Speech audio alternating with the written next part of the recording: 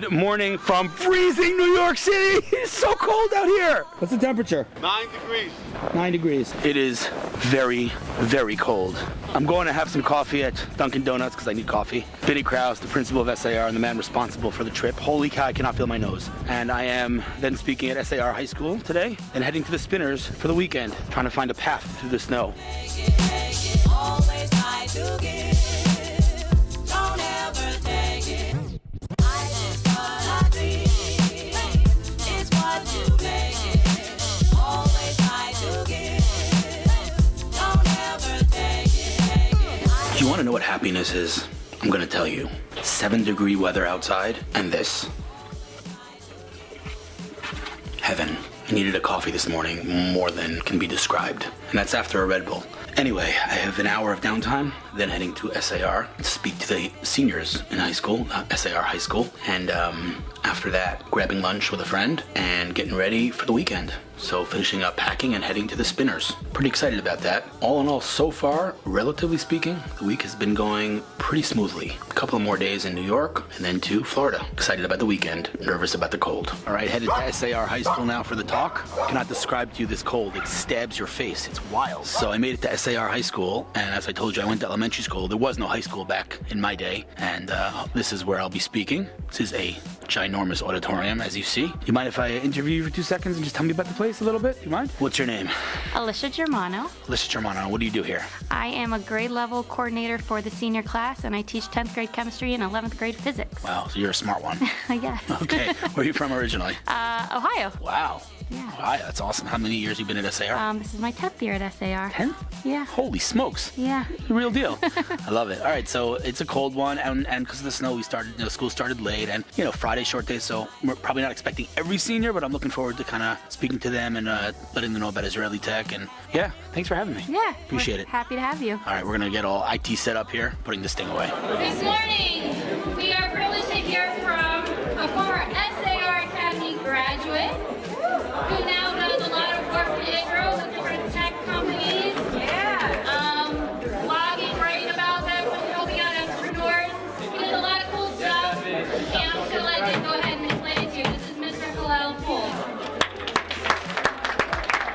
Like I said, I graduated SAR. I moved to Israel with my family after 9th grade. Not an easy age. I think we can all agree to leave any country, go to any country, let alone New York to Yerushalayim. It was quite a transition. Maybe I was perhaps a little bit bitter, a little bit. And I can tell you right now, 25 years later, it was the best thing that ever happened to me. When I started my career, I was a technical writer. You guys know what a technical writer is? I didn't either. You know when you get an iPhone and it comes with a little pamphlet, a user guide that no one reads? That was my first job. Yeah. So, it wasn't exactly, exhilarating and exciting. It was a great opportunity right out of college, and I'm sitting at my desk one day, and I'm not exaggerating, this is exactly how it went down. I'm sitting at my desk one day, and I'm like, I love tech. I really genuinely love tech. And I love writing. I'm just gonna start writing. On the internet, I'm gonna start writing. As far as I'm concerned, it's a tech diary. I don't care who reads it, I don't care if anyone reads it. I have thoughts on technology, I'm gonna write them down. Today we call that a blog. At the time, that wasn't a thing.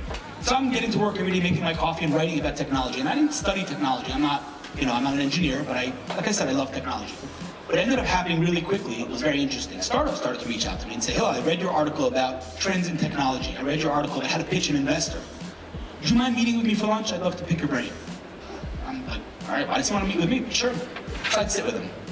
Now, I don't know, a lot of you guys raise your hand, you've been in Israel, but I think anybody who's ever been in Israel can agree that culturally speaking, Americans, Israelis are a little different, right? A little bit. And so I'm sitting with, an Israeli entrepreneur, and I say, what do you do? I'm like, as Americans, we gotta be subtle. The word subtlety, by the way, does not exist in Hebrew. No, literally, I'm not joking. It doesn't. There's no such word. No such word. It doesn't exist. I don't know what it is. And so I'm sitting with, I'll give you one example. I sat with an engineer maybe 8 years ago named Ron Levy. Okay? Typical Israeli engineer. What does he do? He has an app called Flavor, which organizes your photos. Organizes your photos on your iPhone. Pretty simple, right? I mean, if I asked every single one of the people in this room, pitch me on that, you'd be able to pitch me on that. It's a pretty simple concept. What does he say to me? I said, Ron, what do you do? What does he say to me? Like, this is a direct quote. He wasn't kidding. Like, he looked me in the face, no smile, and he says, We've developed an algorithm that analyzes the metadata of your photos and organizes them based on geolocation. This is how he says he organizes my photos. I was like, well, what the heck did you just say? What language are you talking? That's how you speak to investors? That's how you speak to partners? It's crazy. I said, well, that's what I do. What do you mean? I said, no, you don't. I said, Waze replaced Maps, Instagram replaced the camera, Evernote replaced Notes, right? The Apple Notes, and you replaced the gallery. He's like, mind blown. How did I not think of that? Because you're not subtle, right? You're thinking of your algorithms. So I help these Israeli entrepreneurs over the years kind of pitch their product a little better, maybe know their competitors. They say, we're your competitors. What do they say? I have no competitor. Of course you have competitors. Are you kidding me? Let's talk about tech companies, right? Tech companies, right? Anybody have an iPhone 10? No? I don't know what you're missing. So an iPhone 10, right? Nice. So an iPhone 10, nice. What's the big shtick? What's the big shtick on an iPhone 10? What's the big chiddush? Face ID, right? Face ID.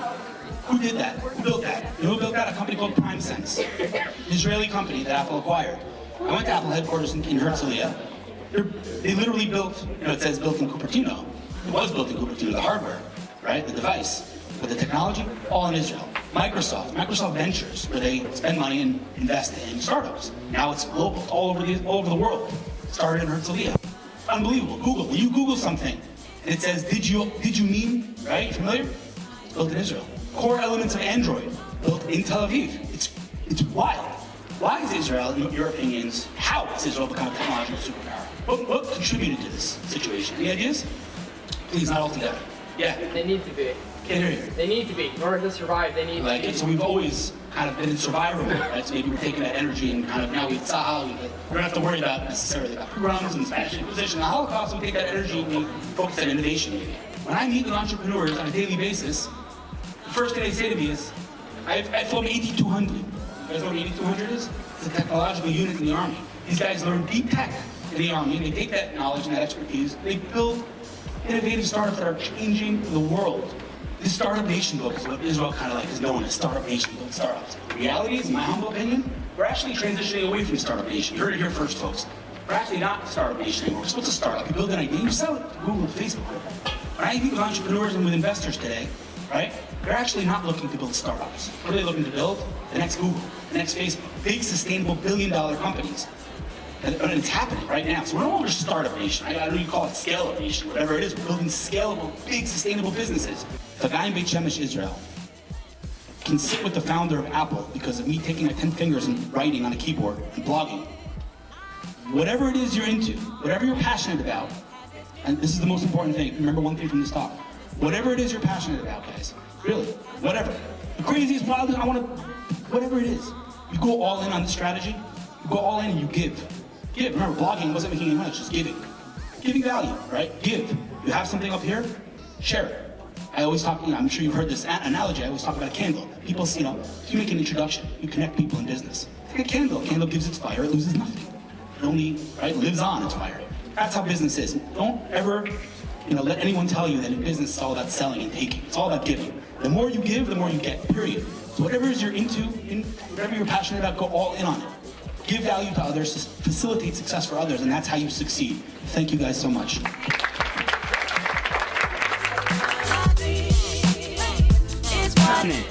Yair, Gemara. Yair, Gemara. We connected on Facebook, right? Correct. What do you do, real quick? I am a data scientist at a anomaly detection big data company based out of Israel. That is a whole lot of buzzwords that I don't understand. But he's a smart dude, and we're eating a lot of food. So I'm going to turn this thing off so we have some time later. All right, heading back to Yonkers now to get ready for the trip to White Plains. Oh, good food, by the way. Thank you for that. It's great to meet you, man. I'm freezing. Thank you for your time. Freezing doesn't characterize, it doesn't do it justice. These are like knives on your face. You know what temperature it is right now? Do you have any idea? I am guessing 12. No, I don't think it's that high.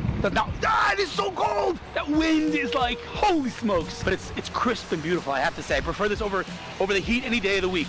Any day of the week. It also makes you appreciate Israel more. Yeah, but I don't like the heat. I can't stand the heat. Where did we just eat? Carlos and Gabby's, right? Carlos and Gabby's. Only the best for Not this bad. guy. Thank you, man. I appreciate that. There was a stretch Hummer parked here before. Let's see if we can find that thing. Oh, there it is. Leaving the Bronx, now heading to White Plains for the weekend. Every time I go outside, it's colder than before. Just when I think it can't get any colder, somehow it gets colder. It is insane. Never seen or experienced weather like this. All right, here goes. I'm going outside. This right here, I'm not gonna, don't look at the camera. Keep your eyes on the road. I will not. Do not look at. We're safe. This is Rachel Spinner, Yitzi's better half. You met Yitzi last Exactly. night. And I would say Rachel is single-handedly responsible for my presence in the United States. What does Borat say? The US of A, right? Yeah, by the way. Wait, did he do like a combination of like Hebrew and Borat? Yeah. Sasha. Yeah, Sacha Baron Cohen. Yeah. Okay, so we're What do you want, heading Mama? to White Plains for Sabbath. And 1 second. I'm a little concerned about the whole mile thing. We're walking, it's a mile walk to No, you're synagogue not to used to shul. it because you're Israeli. What do you mean? Like in America, many people walk a mile in No, this but cold? like in Israel, first of all, there's a shul every 10 feet. That's true. Second of all, shul starts at what time and ends at what time? Same time. Okay, in America that's called Hashkama. What time do you start? Wow. Well, we start at 9. Okay, so we start That's at not 8:30. too bad, but Right. yeah, we'll end probably about 12. Oh my God, that's insane. How long is the We're ride? gonna sit down for lunch until like 1:30. Are you serious? Oh, yeah, well, I'm sleeping by 1:30. No, well, Okay, well anyway. we'll make it kiddish. My gosh, so we have a long walk, a lot of walking to Shabbos. But anyway, thank you for everything you did and doing. Anyway, I'm gonna turn this thing off now because I do not feel my hands. So again, thank you for everything and bye-bye.